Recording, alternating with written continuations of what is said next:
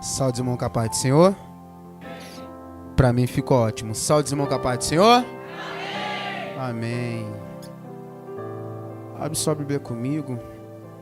Livro de João, capítulo 11. Enquanto você acha, quero estar estendendo minha gratidão ao nosso pastor Evandro, a qual eu amo a sua vida.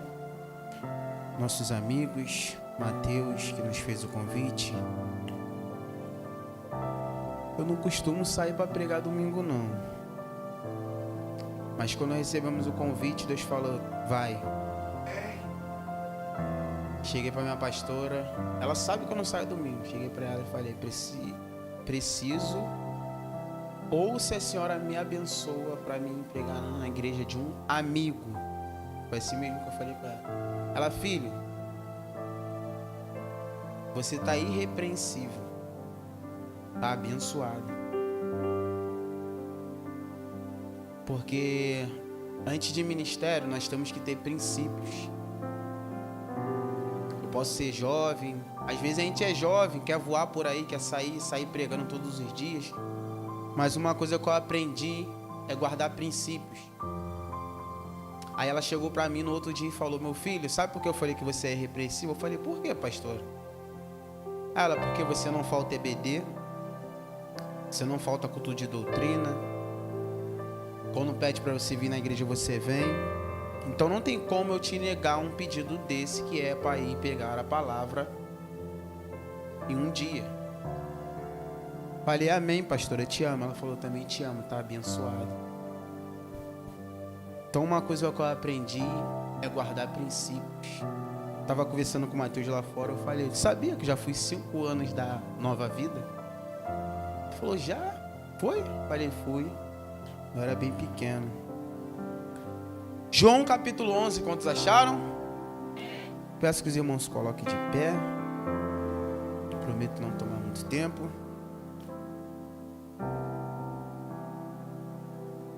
João capítulo 11, verso de número 38. Jesus ficou outra vez muito comovido. Ele foi até o túmulo. Ele foi até onde? Até onde? Que era uma gruta com uma pedra colocada na entrada. E ele ordenou: tirem a pedra, tirem a... Marta, a irmã do morto, repita comigo, morto, disse: Senhor, ele está cheirando mal, pois já faz 4 dias, quantos dias? Que foi sepultado. Jesus respondeu: eu não disse que se você queres, verás a glória de Deus? Então tiraram a pedra. Jesus olhou para o céu e disse: Pai, eu te entrego, porque me ouviste, eu te agradeço porque me ouviste. Eu sei que sempre me ouve, mas eu estou dizendo isso por causa de toda esta gente que está aqui, para que eles creiam que tu me enviaste. Depois de dizer isso, gritou: Lázaro, venha para fora. E o morto saiu. Os seus pés e as suas mãos estavam enfaixados com tiras de pano, e o seu rosto estava enrolado com um pano. Então Jesus disse: desenrolem as faixas e deixem que ele vá. E você senta aplaudindo o nome do Senhor.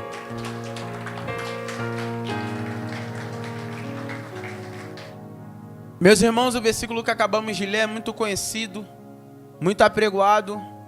Todos nós conhecemos a história de Marta e Maria. Todos nós conhecemos a história de Jesus. Todos nós conhecemos a história de Lázaro. Lázaro não era um ser qualquer na presença de Jesus.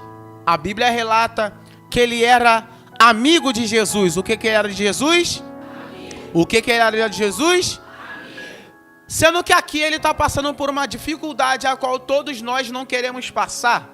Dificuldade esta é de adoecer e morrer, de adoecer e morrer. A Bíblia relata que Lázaro está doente, sendo que para todos nós conhecermos quem foi Lázaro e porque o próprio Deus encarnado em Jesus está na face da terra, trabalhando, fazendo prodígios e maravilhas, temos que voltar no capítulo 2 de Gênesis, que o que vai acontecer? Deus do céu, ele decide criar um jardim perfeito, um jardim. Quando ele tem essa ideia de criar um jardim perfeito, ele cria esse jardim, ele forma o homem do pó da terra. Sendo que vai me chamar a atenção, pastor, que quando Jesus cria o homem, forma o homem, cria o jardim, ele também cria diversos tipos de animais. Criando diversos tipos de animais, ele observa também que o homem tem fome. Observamos que o homem também vai ficar com fome. Ele cria diversos tipos de árvore para o homem comer e saciar a tua fome. Sendo que observamos que Adão, ele não pede mulher para Deus. Adão, ele não pede jardim para Deus. Adão não pede para governar o jardim, ou melhor dizendo, os animais que tem dentro dele. Deus, ele observa que o homem, ele tem um dom. E qual é o dom? O dom de governar, o dom de tomar conta. Ele chega para Adão e fala: Adão, criei isso tudo e estou dando na sua mão para você cuidar, para você governar, para você observar. Sendo que nós observamos nesse texto que Deus, ele cria diversos tipos de árvores. Sendo que no meio desse jardim, ele cria uma árvore do conhecimento do bem e do mal. Ele chega para Adão e fala: Adão, tem vários tipos de árvore para você comer. Sendo que tem uma no meio do jardim que eu não quero que você nem chegue perto. Sendo que a Bíblia vai relatar que quando Deus fala isso para ele, ele guarda no seu coração. Sendo que observando esse texto, pastor, eu observo uma coisa. Por que se Deus não quer que Adão erra? Por que se Deus não quer que Adão caia? Por que se Deus não quer que Adão se desvie? Porque no meio desse jardim, ele vai botar uma árvore que era plano de queda, que parecia que era erro, que parecia que não era bom. Sendo que eu observo uma coisa, e o que é? Deus, ele dá diversas maneiras da gente acertar, mas ele não impede a gente de errar. Tem gente que grita: eu não tive outra opção. Mas no jardim, Deus me mostra uma coisa, e o que é? A árvore para acertar tem milhares, mas para errar só tem uma. Aí parece que a gente observando um texto cru, a gente pensa que Deus queria que ele caísse. Mas a partir do momento que Deus deixa ele no jardim, ele não impede dele errar, mas também não impede dele acertar. Aí tem gente que grita: foi a minha única opção, mas já acertar teve várias, e de errar teve poucas. Aí Deus, observando o homem, falou para ele: não toca, não chega perto. Observou o coração do homem, observou a carne, viu que teve fome, deu de comer, viu que teve sede, deu de beber. Mas quando olha por sentimento, vê que não era que o homem fique só. Não é bom que o homem fique só. Pega ele, adormece, tira da costela dele e cria Eva. Formando Eva, dá para Adão. Dando para Adão, ele fala: essa é a tua esposa que eu estou te dando. Quando ele faz isso, a Bíblia relata que Deus parece que ele se ausenta do jardim, mas ele não está se ausentando do jardim. Aí um belo dia, a mulher que se chama Eva, ela vai escutar da serpente. Escutando da serpente, ela pega do fruto proibido que Deus proibiu, come e dá ao seu marido. Dando ao seu marido, o homem percebe que o pecado entrou nele, percebe que está nu, e a primeira coisa que ele vai fazer é correr de Deus. Porque toda a viração do dia, Deus descia no jardim para conversar com o homem. Para conversar com quem? Ou melhor dizendo, apresentar um culto a Deus toda a viração do dia. Aí parece que nós observamos o texto, que eles comem, Deus não desce. Que ela come, Deus não cobra na hora. Que ela come, Deus não vai corrigir no mesmo tempo. Quando Adão come, Deus observa uma coisa. O quê? Quem tinha propósito quebrou o propósito comigo. Preciso descer para botar as coisas no lugar. Parece que quando Eva come, Deus não desce, Deus não corrige e Deus não cobra. Mas quando Adão come, Deus desce para conversar com o homem. E por que Deus não desceu na mesma hora que eles comeram? Esperou a viração do dia. Porque Deus tinha data marcada, hora marcada, culto certo para descer. E o que eu aprendo aqui? Tem gente que olha as pessoas de fora, errando, fazendo errado, meu cantor. E pergunta: Deus, por que o Senhor não cobra de fulano? Por que o Senhor não faz de ciclano? Por que o Senhor não desce para falar com fulano? Sendo que quando Eva come, parece que Deus não desce. Mas quem escutou o propósito foi Adão. Aí quando Adão come, Deus decide descer. Porque quem tinha o propósito era Adão. Entendeu? Porque Deus não cobra quem está lá fora, só cobra quem está aqui dentro. Porque Ele está dizendo, quem tem propósito não é fulano nem ciclano. Quem tem propósito é você. Aí você fala, é só eu pensar em ir para lá para fora, eu me desviar, que Deus já desce para te corrigir. Aí você acha que Deus está sendo bom com quem é do mundo e sendo ruim com quem é evangélico. Aí Deus me trouxe lá de Vista Alegre para te dizer, ei, eu cobro quem tem propósito, eu paro quem tem propósito.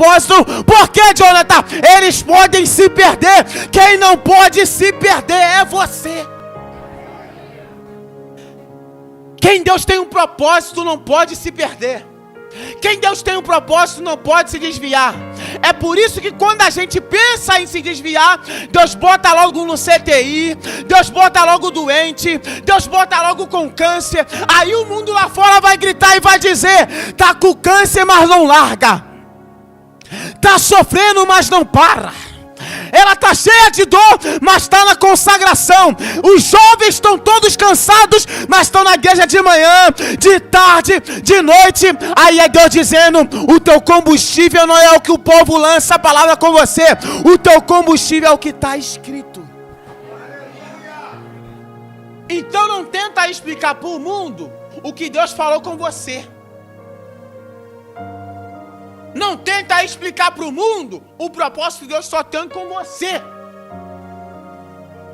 Aí quando ele desce, pergunta para o homem, ei, quem te fez perceber que estava nu? Adão olha para Deus e fala, a mulher que tu me deste, a mulher que tu me... Ele pediu a mulher? Ele pediu o jardim? Ele pediu animais? Ele pediu árvore de comer? Aí quando Deus observa o coração do homem, pastor, ele percebe uma coisa. E o que é? O homem só valoriza aquilo que ele se esforça para ter. É por isso que a partir do capítulo 3 até Apocalipse, todas as vezes que Deus queria dar alguma coisa para o homem, ele fazia o homem sofrer primeiro, chorar primeiro, se esforçar primeiro. Porque o primeiro homem que ele deu tudo sem se esforçar, ele não valorizou o que Deus colocou na mão dele. É por isso que no capítulo 6 para Noé ele fala, Noé, eu quero te salvar. 100% no meu coração grita, a salvação pela tua vida e pela tua casa. Quer me salvar, Deus? Quero. Me salva? Ainda não. Por quê? Porque primeiro você tem que se esforçar. Que a salvação cria a arca. Que a salvação cria a arca. Por quê? Porque no primeiro homem eu aprendi uma coisa. E o que é? O homem só valoriza aquilo que ele se esforça para ter. Aí você pede para Deus, Deus me abençoa, Deus me dá, Deus faz. Aí Deus está dizendo, continua se esforçando. Por que, Jonathan? Porque é no teu esforço que o meu poder se aperfeiçoa na tua fraqueza. Mas Deus é tanto tempo com a mesma promessa e o Senhor não fez. É como o pastor falou aqui, a gente não sabe esperar o tempo, porque se soubéssemos esperar o tempo, nós receberíamos o que é dele. Aí, quando a gente não sabe esperar o tempo, a solução que a gente acha é sair, pastor. Porque a gente acha que o problema está no abençoador que libera. Mas Deus está gritando, o problema sempre foi o abençoado que recebe. Jonathan, eu não entendi. Toda a bênção fora do tempo vira o quê? Então, para Deus não te abençoar, Ele primeiro te prepara, para depois te dar. Porque se Ele te der tudo que você quer na hora, vira um Deus que estão pregando aí fora. Um Deus de Papai Noel. Pede que eu te dou. Pede que eu faço. Pede que eu vou. Parece que Deus assim não é Deus. Deus assim é o Papai Noel, que você sabe que dezembro, dia 25, ele já está chegando, e você sabe a hora de pedir, porque ele vai te dar. Mas Deus não é assim. Deus é aquele que Saulo, ou melhor dizendo, Paulo disse, arranca de mim esse espinho na carne. Aí levanta sua mão que eu vou liberar, e ele está falando, a minha graça te basta. Não adianta a gente querer tudo de Deus. Não adianta a gente querer os bens materiais. Se Ele fala, busca primeiro o reino dos, e as demais coisas vos serão acrescentadas. Porque não adianta nada a gente querer ensinar Deus a fazer milagre, se a gente conhece o milagre pelo primeiro milagre que Ele fez. Aí a Bíblia relata que Ele expulsa do jardim as criaturas que Ele criou. Aí a Bíblia vai relatar que o pecado entra no ser humano. O ser humano já vem pecando, já vem errando. Por que você ensina o seu filho a fazer o certo? Porque se ele vê o errado, ele já vai querer fazer. Então nós temos que instruir o filho no caminho. Ele não fala o caminho, ele fala no caminho. Existe uma diferença de ensinar o caminho e ensinar no caminho. Qual é a diferença? A diferença é ensinar o caminho. Você pode estar no mundo que você vai poder ensinar o certo. Mas ensinar no caminho é você no certo ensinando o. Aí a Bíblia relata que o pecado entra no ser humano. Parece que é minha mente de pregador, que houve uma reunião no céu, Deus olhando para a terra no capítulo 6, observando, eu preciso de alguém justo para salvar a raça humana. No capítulo 6, Deus olha para a terra e não vê um justo sequer. Aí no versículo 1 do capítulo 7 está escrito, e Deus viu graça em Noé. Parece, pastor, que Deus olha para a terra 2 vezes, e na primeira ele não vê Noé. Sendo que o problema aqui não é Deus olhar 2 vezes. É Noé se tornar justo a partir do momento que Deus lança a palavra para a vida dele. Quem prega que Noé não pecava, está errado. Porque se no capítulo 6 fala que todos pecavam, é porque ele também estava incluído. E qual era a diferença de Noé para o povo? É que Noé até pecava, mas conseguia se arrepender dos seus pecados. No capítulo 6, a terra só queria saber de pecado, só queria saber de vontades próprias, só queria saber do seu eu, e Deus estava sendo jogado de escanteio. Ninguém queria procurar mais Deus, ninguém queria adorar a Deus. Aí Deus olha para a terra e fala, eu vou acabar com tudo. Sendo que tem um ali, que agora eu vi justiça.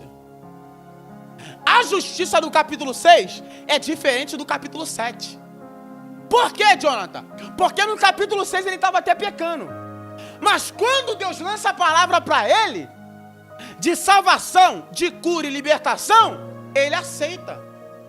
Ele se torna disponível. Repita comigo, disponível. Mais forte, disponível. Pegou a senha? Todo mundo pecava, mas não era disponível. Noé pecava, mas quando Deus falou com ele a primeira vez, ele falou, eu quero. Pastor, sabe por que muita gente não vem para a igreja? Meu amigo Mateus, sabe por quê? Porque você chega num domingo desse, jogo do Flamengo, e fala, vamos para a igreja? Ele fala, não, eu já bebi hoje. Vamos para o culto jovem hoje? Não, eu já caí de manhã. Aí tu fala, que dia tu vai? Aí ele olha para você e fala assim, o dia que eu não beber e não cair, eu vou. Porque ele acha que primeiro tem que se tornar perfeito para se tornar disponível para o altar. Sendo que eu aprendo com a Bíblia que primeiro tem que ser disponível para se tornar perfeito.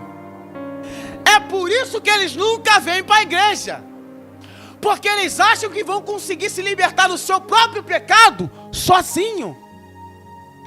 Aí Deus lá do céu está falando, eu vou deixar você do jeito que você está. Porque, pensa comigo, se você se livrar do seu pecado sozinho, a glória é tua. Parou de beber sozinho, a glória é tua. Parou de se prostituir sozinho, a glória é tua. Mas quando se torna disponível primeiro, ele olha e fala, agora eu vi vantagem, porque eu paro você de beber, eu paro você de pecar, eu paro você de fazer coisa errada, porque a misericórdia é minha, a graça é minha, a salvação é minha, a glória é minha. Deus não divide a glória dele com ninguém. E porque ele não deixa a gente se limpar lá fora para se tornar disponível, é porque a primeira correção que ele vir fazer para você, você vai falar para os céus, como Adão falou, eu não precisei do Senhor para nada, eu não pedi nada, foi o Senhor que quis. É por isso que muitas das vezes Deus faz a gente ser 100% dependente dele. Porque todas as vezes que a gente errar, a gente lembra, a glória não é minha, sem ele eu não era nada. Quem era eu sem ele? Perdido, caído, destroçado, na mão de Satanás. Mas só foi ele chegar. Aí voltando para o texto, o pecado entra no homem. Deus decide descer na terra. Jesus desce. Começa o seu ministério. Começando o seu ministério, Jesus aprende. Jesus aprendendo, ele senta para aprender. Jesus sentando para aprender, ele observa as pessoas. Aí, junta 12 discípulos. Quantos discípulos? Quantos discípulos? Aí alguém se pergunta, por que Judas? Se sabia que era ladrão? Se sabia que era assassino? É porque Judas tem uma coisa que muitas pessoas e muitos crentes não têm. E o que é? Pode até ser pecador, pode até ser ladrão, mas estava disponível para a obra. Aí teve que Jesus lavar ele por um momento e botar ele na obra. Porque os que se achavam certo, que eram os escribas e os fariseus, não queriam fazer da maneira que Jesus queria. Então era necessário ele pegar Pedro, era necessário ele pegar Judas, era necessário ele pegar Tomé, lavar e botar na obra. Porque quem se achava certo fora, não queria se consertar para estar disponível para Jesus. Aí a Bíblia relata que ele, juntando os 12, começa o seu ministério. Começando o seu ministério, o primeiro milagre dele vai ser dentro de um casamento. Casamento esse que ele foi convidado, ele e sua família, levou os discípulos. Aí, nesse casamento, acabou-se o vinho. E naquela época, eles serviam o melhor vinho pelo começo. E no final ficava o pior vinho. Repita comigo, o pior vinho. Aí a Bíblia relata que quando acaba o vinho, Maria chega para Jesus e fala assim, acabou o vinho. Eles não têm vinho. Jesus adverte ela falando, ainda não é chegada a minha hora. O que tenho contigo, mulher? Parece que ele está sendo grosseiro com ela, mas não. Porque ele está ensinando ela uma coisa. O quê? Tem que esperar o tempo para mim fazer também. Aí a Bíblia vai relatar que quando ele fala isso, parece que no coração dela, no momento ela queria o quê? Depressa. Repita comigo, depressa. A vontade dela era vinho na hora. Mas quando ele fala isso, ela olha para os serviçais, pastor, e fala assim, faça a vontade. Faça a vontade. O primeira transformação, o primeiro milagre aqui foi vinho. Mas a primeira transformação aqui não foi água em vinho. Repita comigo, qual foi? Foi transformar a vontade dela na vontade dele. Sabe por que muitos milagres deixam de acontecer na nossa vida? Porque a gente quer do nosso jeito. A gente quer na nossa hora. Mas quando a gente entrega a nossa vontade na vontade dele, ele fala, agora eu faço. Porque ele está ensinando o que está escrito em Romanos capítulo 12, versos 2. Que a minha vontade é boa, perfeita e... Se a vontade dele é boa, perfeita e agradável, quem somos nós para ensinar ele a fazer as coisas? Aí chega um certo dia que ele tem um amigo chamado Lázaro, que era irmão de Marta e Maria. Jesus amava ele. Eles eram um fechamento. Jesus amava aquele homem a ponto da Bíblia dizer que ele não era colega, parceiro, ele era amigo. E existe uma grande diferença entre colega e amigo. Quando nós observamos o texto onde Judas vende Jesus, observamos que Jesus chega para ele e fala assim, amigo, por que fizeste isso? Jesus já sabia da traição. Jesus já sabia da venda. Sendo que meu amigo, parece que Jesus está sendo sarcástico com ele. Porque ele, sabendo da traição, ainda chama de amigo. Mas eu aprendo com a Bíblia uma coisa. E o que é? O erro de Judas não afetou a efetividade, a assertividade de Jesus. Então o problema nunca foi Judas. A solução sempre foi Jesus. Aí a pergunta para a tua vida é, até quando vai deixar esse problema te afetar? Se a solução sempre foi Jesus, até quando isso vai te afetar teus sentimentos? Se o negócio sempre foi Jesus. Aí a Bíblia relata que ele tem esse amigo Lázaro. Todas as vezes que Jesus ia em Betânia, quem recebia era Lázaro. Parece que Jesus dormia na casa dele. Parece que Jesus comia na mesma mesa que ele. Mas chega um certo dia que Jesus está longe. Jesus estando longe, a Bíblia relata que esse mesmo amigo, ele adoece. A notícia chega para Jesus e diz que Lázaro está doente. Manda chamar Jesus. Jesus observa os seus discípulos e fala, precisamos voltar. Por que precisamos voltar? Porque Lázaro está... Mas Jesus, não foi de lá que acabamos de sair, o povo queria te matar? Não foi de lá que o povo te rejeitou? Agora o Senhor quer voltar lá para fazer milagre, para curar? Mais uma vez, o que fizeram com Jesus não afetou o que Ele quer fazer. O que fizeram com Jesus não afetou a bondade dEle. E tem vezes que a gente deixa o que fizeram com a gente afetar a nossa bondade. E uma vez afetando a nossa bondade, a gente vira o que a gente nunca foi. A gente faz o que a gente nunca fez. Sentimos o que nunca sentimos. Ele voltando, no meio do caminho, a notícia é: Lázaro, repita comigo, morreu. Se alguém morreu, para que eu vou continuar indo lá com pressa? Ele podia voltar no mesmo momento que ficou doente. Ele podia voltar no mesmo momento que Lázaro adoeceu. Era amigo ou não era? Andava junto ou não andava? Se tinha sentimento, por que não voltou correndo na hora? Porque enquanto, pastor, o coração dele, o sentimento gritava, volta agora, o propósito falava, aguenta mais um pouco. Enquanto o sentimento gritava, faz, o propósito gritava, agora não.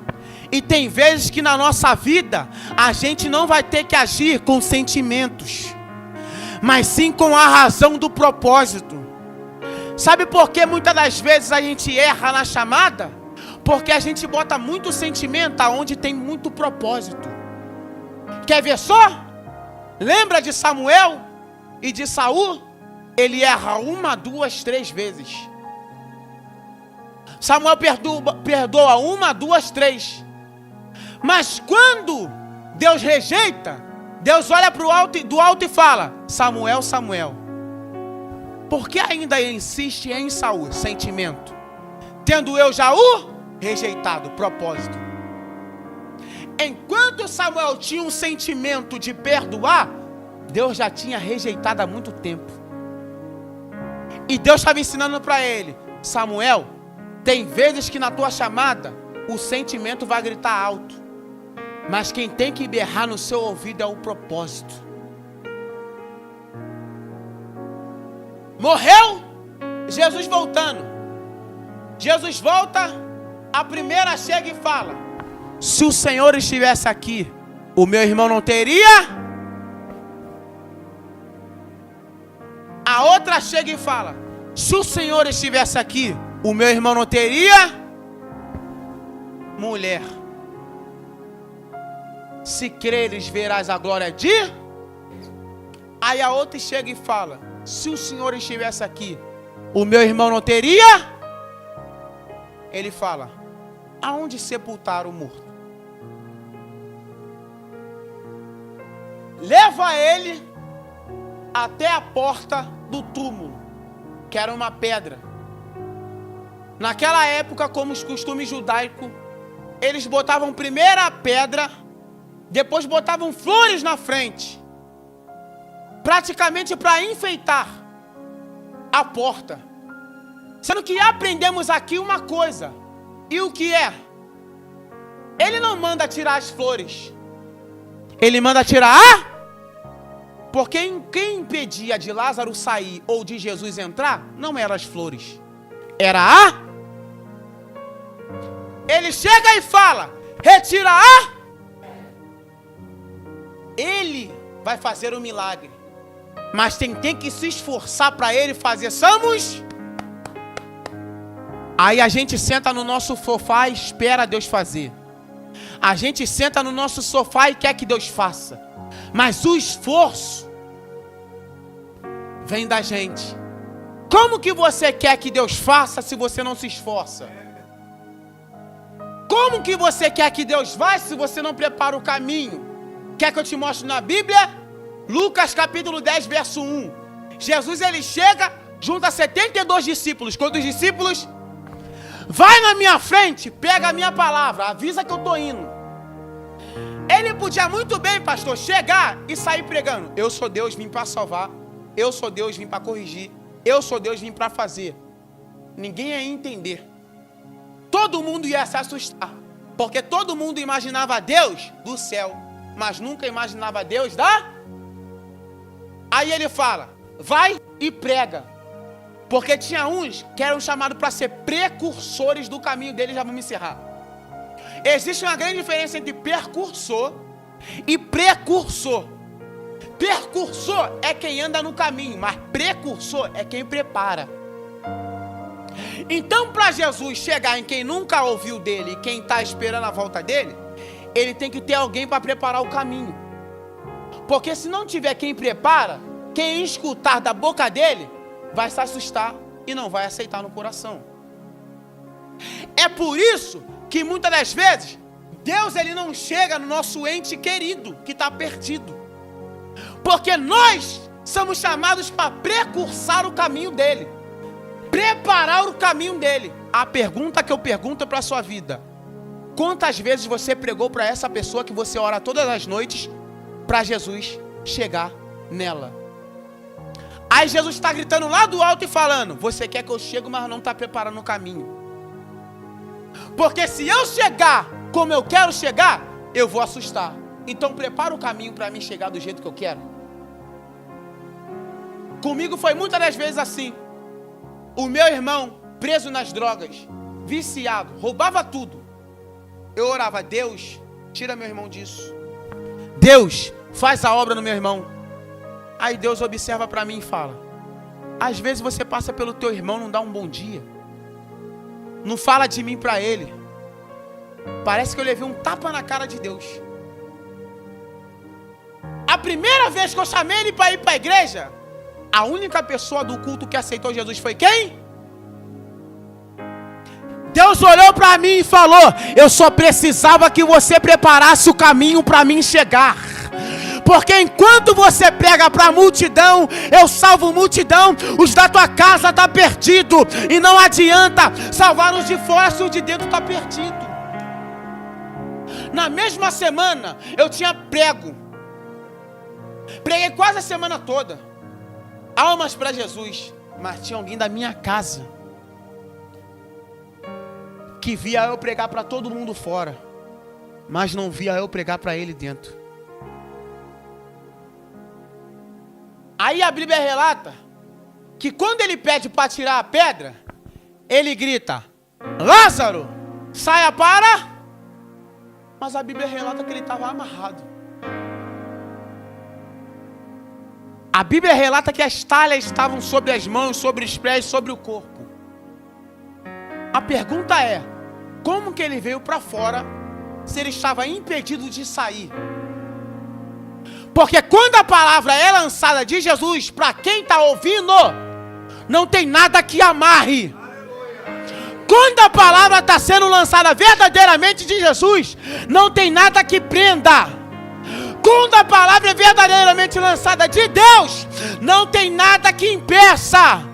Jonathan, o que tu está querendo dizer? Eu não vim pregar chave de moto, chave de carro. Eu vim pregar que ele está voltando, que ele quer salvar, que ele quer curar. Por quê, Jonathan? Deus Papai Noel tem muito aí fora, que as pessoas vêm pelo marido, sai pelo marido, vem pela porta, sai pela porta, vem pelo carro, sai pelo carro, vem pelo dinheiro, sai pelo dinheiro. Mas quem vem pela palavra,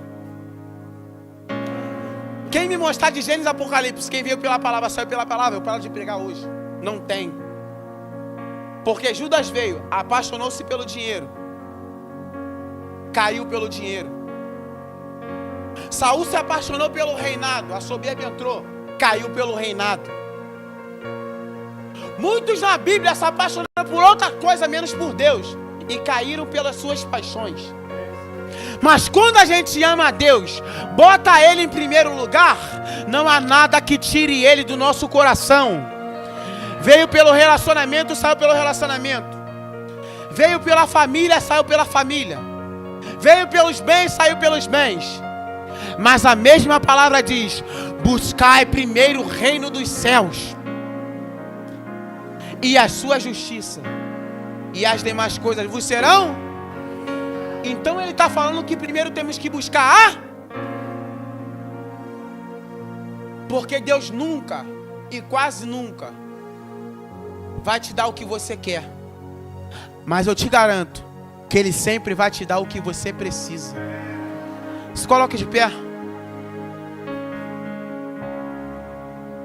Ele chama Lázaro. Lázaro sai. Quando Lázaro sai, a Bíblia relata que ele começa a falar. E ele começando a falar, eu observo uma coisa. Jesus não manda ele pular. Jesus não manda ele correr. Jesus manda ele falar. Jesus manda ele. Porque a maior notícia e a maior coisa que faz você perceber que alguém está vivo não é quando esse alguém corre, não é quando esse alguém pula, é quando esse alguém abre a boca. Aí Jesus está olhando do céu e falando: você tem que se movimentar, porque você se achava que estava morto. Pessoas da sua família olhavam para você e falavam: já está morto há muito tempo, não tem como mais fazer, não tem mais saída. Mas Jesus está falando: eu estou chamando você, Lázaro, para uma nova história. Vou perguntar só uma vez e entrego minha oportunidade. Tem alguém aqui que quer começar uma nova história com Jesus a partir desse momento? É como eu disse, quando a palavra é lançada verdadeiramente de Jesus, não há o que impede da pessoa vir até Ele.